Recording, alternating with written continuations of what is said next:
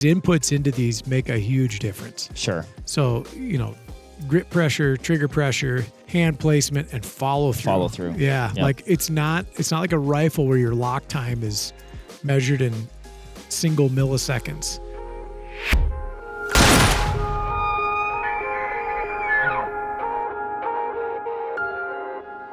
What is up, everybody? Mark on the mic. My good friend Ryan Muckenhirn across from me. Ryan, we talk a lot. We talk a lot on the podcast. We talk a lot when I come down to your desk. We discuss any number of things as long as they're related to hunting, fishing, or shooting.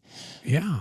One thing we don't talk a lot about, and we probably should, is crossbows. Yeah. And our Crossfire 2 to 7x32 Crossbow Scope, purpose-built for the crossbow platform. In fact, we have one on the table right here. You were shooting a video the other day. We were shooting a video, but you were on camera, sighting one of these in, shooting it out to 100 yards. Mm-hmm.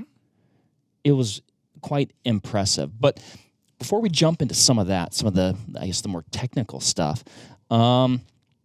let's just talk about crossbows in general. I mean, they really are a cool platform where a person who may not have the time to master a vertical bow, maybe they have a shoulder issue, maybe you're a youth, any number of reasons. Maybe you just want to shoot one with a crossbow. Maybe you just want to shoot one with a crossbow. And I mean, and I know folks like that. They're like, yeah, I'm not. And I guess that's kind of where the time component goes in. But they're like, yeah, I really want to take advantage of archery seasons where you can use a crossbow during that season.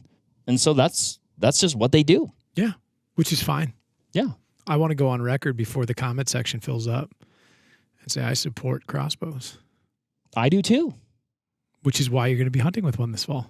No, I'm gonna hunt with my vertical bow, but I'm not like vehemently anti-crossbow. I don't know what you're trying to insinuate there. I didn't insinuate anything, Mark. I felt like you were insinuating. I think that you let it along. They catch a lot of flack, but really they are quite useful tools. I'll say this: I shoot a vertical bow. I shoot a vertical bow pretty good. When I shoot them, that is. Like the last couple of years, I'd gone on some archery, Western archery hunts, practice out to 100 yards. That doesn't mean I'm going to shoot to 100 yards, but I'm savvy to 100 yards. It is easier to shoot a vertical bow at 100 yards than it is a crossbow. Hashtag disagree. I definitely agree. The inputs... I definitely agree with myself. The inputs that go into this, when you're on a bench... But you're rarely on a bench when you're in the field. Like, okay. Yeah. True. Like in an infield condition, I would way, way, way, way rather have my regular bow for shooting distance. And then with respect to offhand, like they're very challenging to shoot past 30 yards, 20 yards offhand. Because they got goofy geometry and they're weird to hold, and there's a follow-through component that goes with them.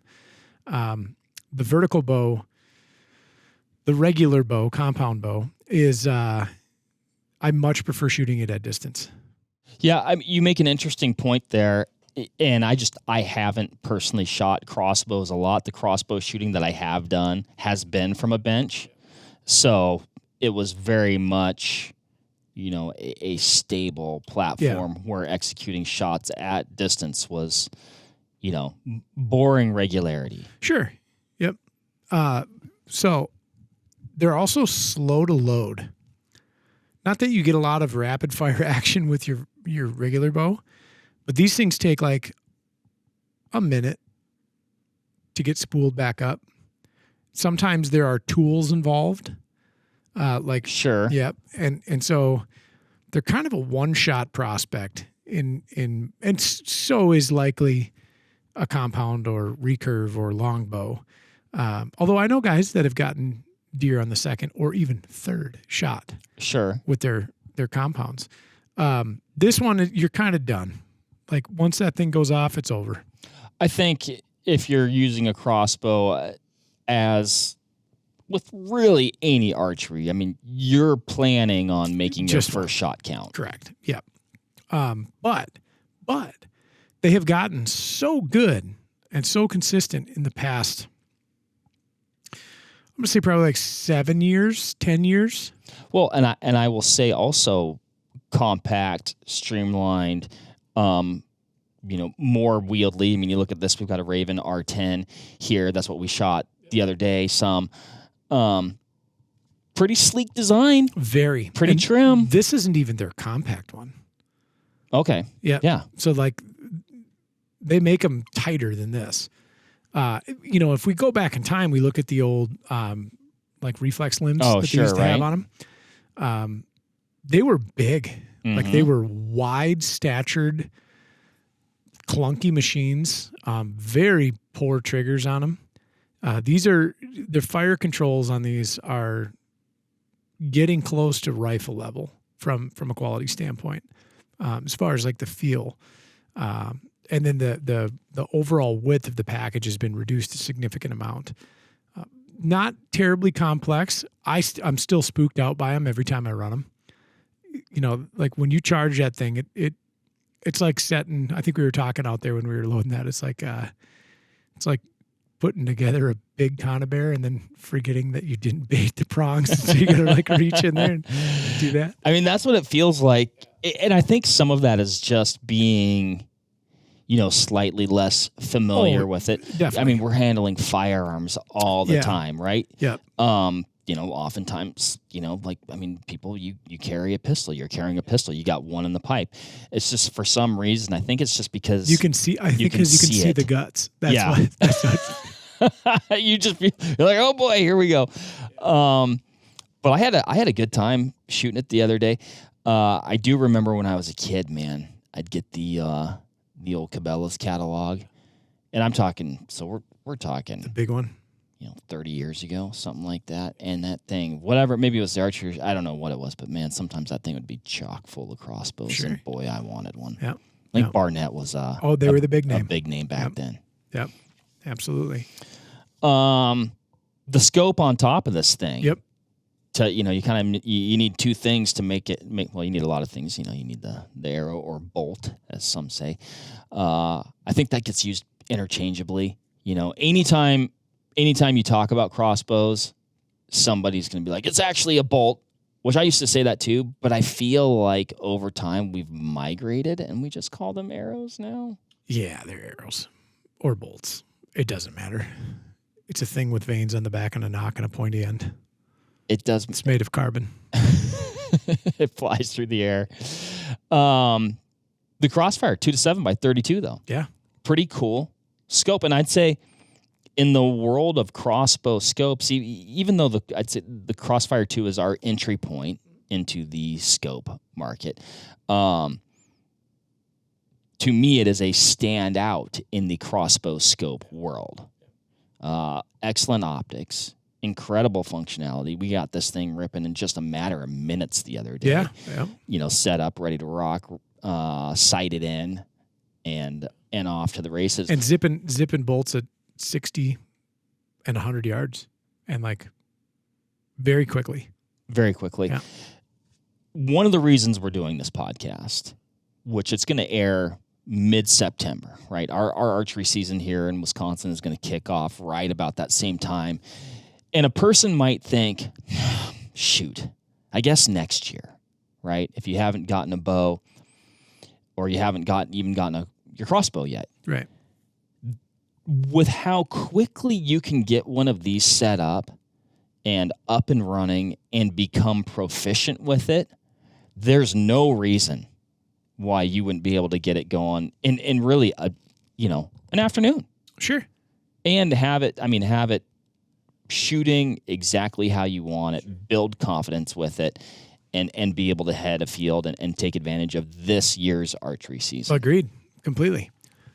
And I'd say check your state regulations if crossbows are rolled into your archery season. I'm not sure if every state is like that, but yeah, I don't think they are. I don't know. I couldn't speak to the rest of them. Heck, Mark, I haven't been in a tree with a bow for 3 years. I don't know what you're doing. I say it every time. You're missing the best big game opportunity we have here in Wisconsin. Just a mild. This is the year. Maybe. Stronger than 50%. Okay. Yeah. Talking about the scope a little bit, it's actually our third crossbow scope that we've ever made. So the first one was also a Crossfire. It was a fixed 3 power, the old 3x32.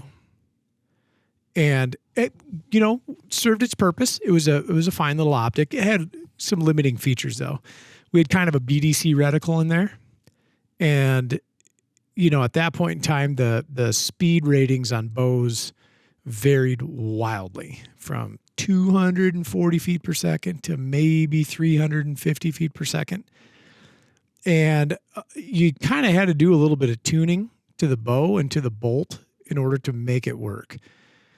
So that got replaced with a very cult classic. It was called our Viper XBR, which was a neat. Oh yeah, that was a neat scope. It was actually a Viper PST Gen 1, 2.5 to 10 by 44. With a capped windage, if I remember correctly. Yep, but exposed elevation. Exposed elevation with 1 MOA click values. Yep. And then it had... it was that's a scope that was ahead of its time. Way ahead of its time. And then it had a comprehensive reticle that was non-specific.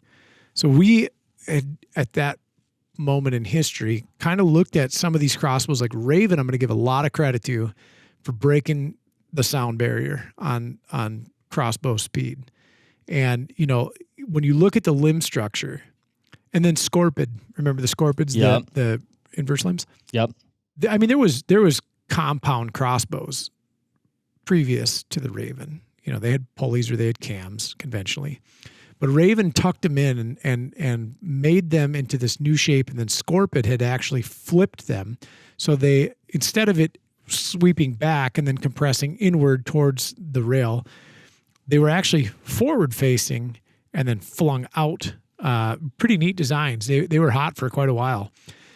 And all of a sudden we have bows that are clocking over 400 feet per second.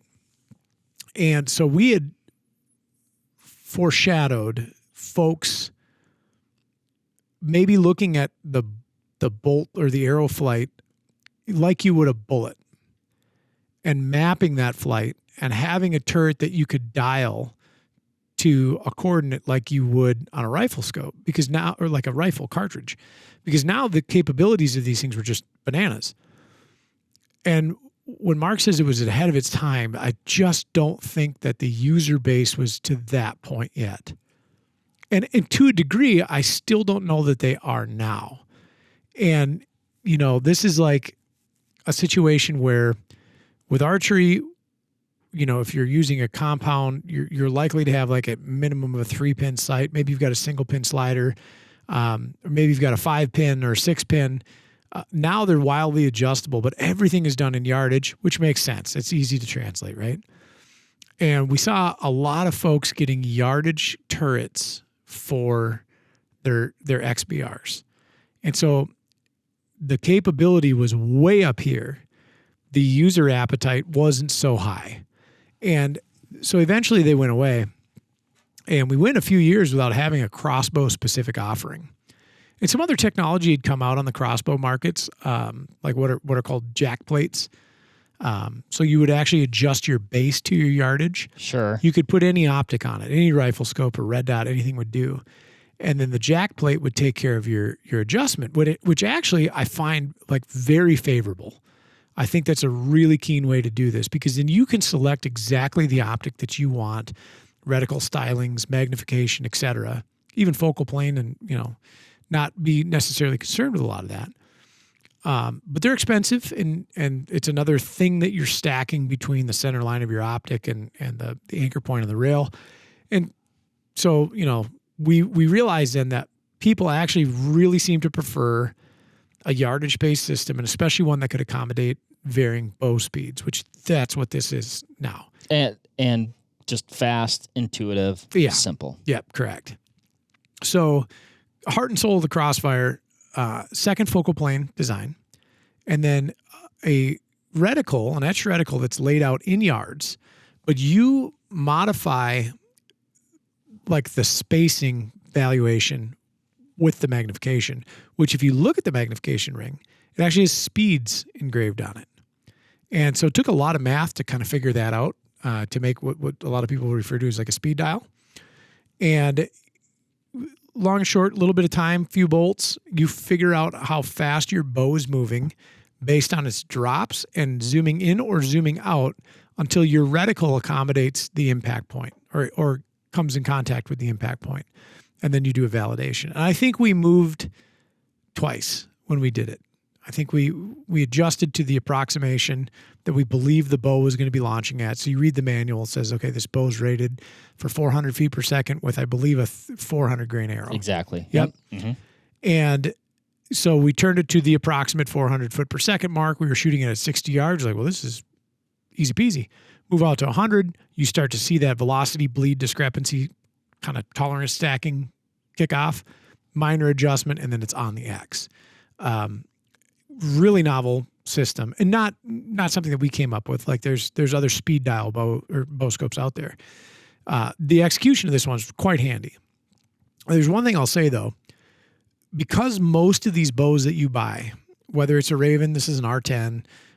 If you get into a Mission sub 1 or sub 1 light, like they're all fast.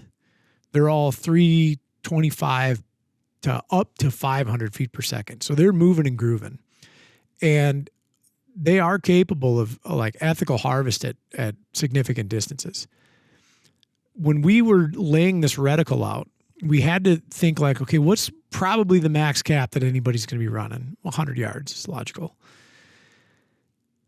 The center of the reticle is at 40. And some feedback that I get from folks is like, I'll never shoot 40 in my life with a crossbow. That may be the case. And talk to a lot of archers here in the Midwest. Most of them don't ever even have a 40-yard shot where they're set up, unless you're on an egg plot. Above the center of the reticle is a 30 and 20 mark as well. So it might seem a little odd at first that you zero the bow at 40. There is a provision for 30 and 20, right? So it's pretty slick. No, it is. And so I'm going to run through a couple of just like some of that process that we did the other day. I think optimally you're going to mount it forward on the rail. I think that's where you're going to find the best eye relief. Like you said, you're going to zero it for 40, but that process actually starts at 6 yards. Yeah. So you start at 6 yards, holding off the center of the crosshair at a lower magnification. You're at 6 yards, right? I'd be on the very lowest magnification. Get it close, or get it hitting at 6 yards.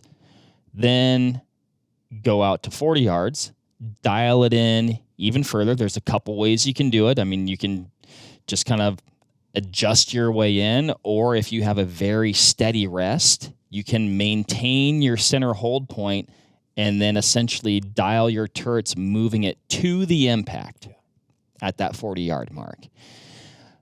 Once you do that, confirm, maybe fine-tune. You want to get that 40-yard zero. I mean, you want it dead on. Yes. You want that extremely precise. And you can see in the video, too, at 40, I was a shade right. And when we got to 60, it translated. Right. Yep. Then, go out to 60, confirm, validate there. And then that's when we start dialing in the magnification to essentially get those BDCs to line up with your crossbow. But I'll say this, I mean, this thing was pretty much on the, it says 400 feet per second. It was on the money at 400 feet per second with this setup. And at that point, you're just making some really minor adjustments. And you can do something similarly like we did with, adjusting the turrets with the reticle. If you're like, oh, we need to get that 80-yard mark to line up, you can hold on the impact and then move it until those things line up, until the reticle references line up. Shooters that I know that are really diligent with this, they'll test them at every single hash mark.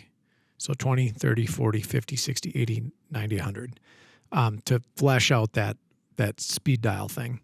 And I did the same. We had done a learn to hunt here several years ago. And so we had a half a dozen crossbows, set them all up, and went down to the range and shot them.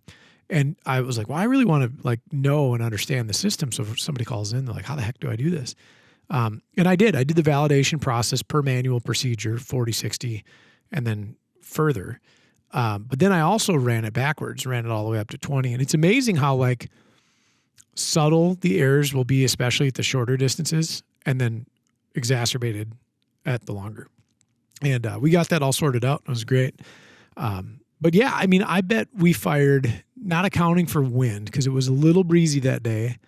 And at 80 and 100 yards, even 60 and 100 yards, wind is going to push that bolt a significant amount, and not a lot of wind, like maybe a 4 to 6 mile an hour breeze. Push that bolt many inches off target. And we saw that a number of times. But I think you could probably, if you were patient and followed the steps diligently, you could get this thing zeroed in under a dozen shots. Yeah. Pretty handily. The cool part about any kind of archery, vertical or horizontal, is you get your arrows back. This is true. You just go take them out of the target. You put them right back in the ammo. Yeah. I mean, it's like, it's the coolest thing. It's economical, sort of. Yes, it's a pretty sweet little system. Illuminated reticle. Yep. Red or green. Red or green. Of note, and I mean, we covered this, but once you get your magnification dialed, so all your yardage marked drop references are lining up and corresponding with your crossbow, you're going to want to make a mark on the scope. Yes. So that's essentially, it's your zero in a way, or at least another, it's your magnification zero to be able to use those drop references. I know people go, well, why the heck did I buy a variable power optic if it's not going to be on? Sure. And that's, it's the nature. It's the nature of the beast with a speed dial system. Right. You know, and where it's going to fall, we got to remember the distances that we're shooting. You know, where did this one fall, Ryan? About 4x or so, close to 4x, I think, something like that. 4x at 100 yards. Plenty. Yes. You could delineate and differentiate the colors on the veins, and you could see the arrow, the angle of attack the arrow takes is not horizontal. So when it impacts, it's at an angle, and you can see the orange knock, the silver collar, and then the black, arrow shaft. And so, 4x is a lot. And actually, if you think about a lot of shots, 4x at 20 yards is getting risky. That's a lot of mag. I'll say this, though. With a second focal plane rifle scope, understand that only the subtension values above, below, to the left, and to the right of the reticle change when you magnify or demagnify. The center remains the same. So where Mark had pointed out, mark that magnification dial. If you're hunting in the timber and you don't have more than, say, a 24-yard shot, turn it down to 2. You know where it is. If then, you get out of your stand and you're working a field edge back to your truck or to a different stand, and all of a sudden you spot a buck of a lifetime or a doe of a lifetime at any distance, turn it to your magnification dial, range, and execute the shot. The center will never change. So right. Once you zero at 40, you're zeroed at 40. And that's that, right? I guess my 20-yard example was a bad example because it is the subtension that changes. Talking to a lot of diehard crossbow hunters, a lot of them will understand what their hold unders are at shorter distances with this exact thing in mind, right? So I hunt the timber. I've got a 22-yard pocket or a 26-yard pocket. I know that at that distance, I need to be at the transition between the white hair on the belly and the brown hair on the belly with my center hold, and I'm putting it right through the heart. Life is good. And that's a simple exploration that you can do at home on the range, just shooting the bail. So the center will never change, though. That's always good news. Mark that speed dial, though, because if you come off of it, you want to find it. And it's not a guarantee that you're going to land exactly on the 450 mark or the 425 mark or so on and so forth. Silver Sharpie works really good for that. Doesn't come off very easy. If you want to get crazy and put a scribe mark in there with a scribing tool, heck yeah, do it. And yeah, you'll be right as rain. Shooting off the bench like we were, I almost had to reel myself back in there because, number one, the system was so accurate. But we're trying, like, okay, well, was that wind or, like exactly what are we getting out of this thing as far as, precision at 100 yards? And then I was like, dude, like back to reality. Like if I was shooting my bow with this tight of a group, so close to the bullseye at 100 yards, I'd have been over the moon. Yeah, if you're shooting a 3-inch group at 100 yards with your vertical, good job. A good buddy of mine, he can put up like a playing card at 100, and he's a savant with a bow. It's just like a hunting bow, not like a target bow. Fixer, I know you're listening to this. He can just thread them, and it's just nuts. I'm not that good, but like I could reasonably expect to put 3 arrows with inside of this block with my vertical. I mean, that's impressive. Yeah, with the crossbow though, when you're diligent, I've Robin Hooded 2 arrows in my life. One of them was at 30 yards with my vertical. The other was at 100 yards with a crossbow, and it was bolt number 1, bolt number 2, and I have the bolt down at my desk, just absolutely exploded it, because they are capable of extraordinary shot-to-shot consistency and accuracy too. So they're nifty. And I mean, like, yeah, we were sitting there looking at a 2 or 3 inch group and like, oh gosh. Right. Like kind of scratching our heads a little bit. Like, how do we sort this out? I'm like, I'm not sure there's anything to sort out. Yeah. Like some of it was wind, like you said, some of it's me, whatever. Right. I mean, obviously the system is capable of whatever degree of accuracy. I'd say that I was nothing but impressed with this one. Yeah. But I think if you could isolate the shooter, because inputs into these make a huge difference. Sure. So, grip pressure, trigger pressure, hand placement, and follow through. Yeah. Yep. Like it's not like a rifle where your lock time is measured in single milliseconds, and then that bullet is out the bore before you can even register that you broke the shot. Like you press the trigger and it's a good trigger. It feels like a rifle trigger. There is hang time between when that mechanism releases, the cable moves forward and the string moves forward, and like the bolt is released from the nock. And so if you twist, turn, dip, dodge, dive, or duck, or dodge, you'll see that translate downrange. So you do kind of have to, there's some fundamentals there for certain. And there's also that in vertical archery.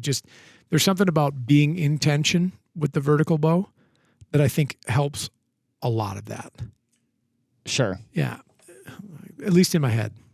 Yeah. I mean, I'd buy that. Like I said, I can't say that I've shot a crossbow offhand. Oh, it's funny.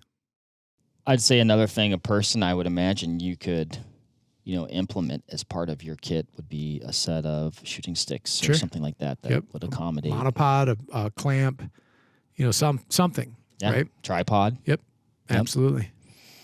So, no, it was cool. That was fun. It was fun. It was fun to really kind of wring this thing out, see what it's capable of. And like I said, the timing of this podcast for a person who, may live in a state where you can shoot a crossbow during your archery season, or maybe you're in you could take advantage of a more urban type season, or whatever that may be. Boy, it's just not too late, because it was nothing to get this thing spun up and rocking and rolling. Nope. You don't even need to buy a suppressor with this, Mark. I actually just replied to a comment from our friend Exodus 19. We had done a podcast, something archery related. And he said, "Oh, maybe you like shooting your bow so much because it's quiet like a suppressor." It was something to the effect of that. Completely dunked on you. Yeah, he's. I appreciate his commitment and his creativity. Yes. And he'll probably comment on this podcast as well. Yeah. As he should. Yeah, I agree. Out of the box, Crossfire II Crossbow Scope comes with a set of 30 millimeter rings, comes with flip caps, comes with a neoprene cover. Manual explains the zeroing process in detail. We've got some good videos explaining the zeroing process, including featuring one very own Mark Boardman. There's a comment that I really appreciated.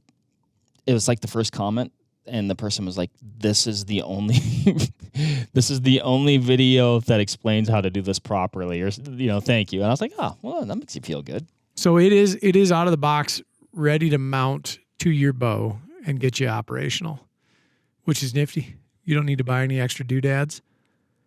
Just plug in and rock and roll. No, you don't need no extra Whistler kitty chasers on this one. That's right. Whistling kitty chasers. Whistling, yeah. With or without the scooter stick. Exactly. Cool, man. Well, Ryan, did we miss anything on this guy? I don't think so. No, if my dad sees this, he's going to call me and ask me again about, how much does a crossbow cost? Which what he's really saying is like, hey, buy me one of those so that I can go bow. Because he has no elbows or no shoulders left, so he's just like hopeless. And he does want to do it, and he's kind of been harping on me for a while for a crossbow. I mean, that is the perfect person, a person that, maybe was in the game and got out of it because of, shoulder injuries or, whatever. Just, there's no reason to not be in the woods if you want to be. No, not at all. And yeah, see, like the tool itself is facilitating of those things so well. And it's something that he can do. Like this one, you don't manually pull back. It's got a crank assembly on it. The missions that we were running, you can get a crank assembly for it. That's like an auxiliary item that you can purchase. Otherwise, you can pull those bows back. And they don't have near the poundage on the limbs that these do. That's why this uses a mechanical crank. But they are still pretty darn easy to use. When we were doing that learn to hunt, some of the smaller statured gals that we're with, it's like, okay, we're going to show you how to do this, and you can do it, right? And like Kathleen, she's petite. She grabbed on it, cocked it right back, no sweat. She could decock it without issue.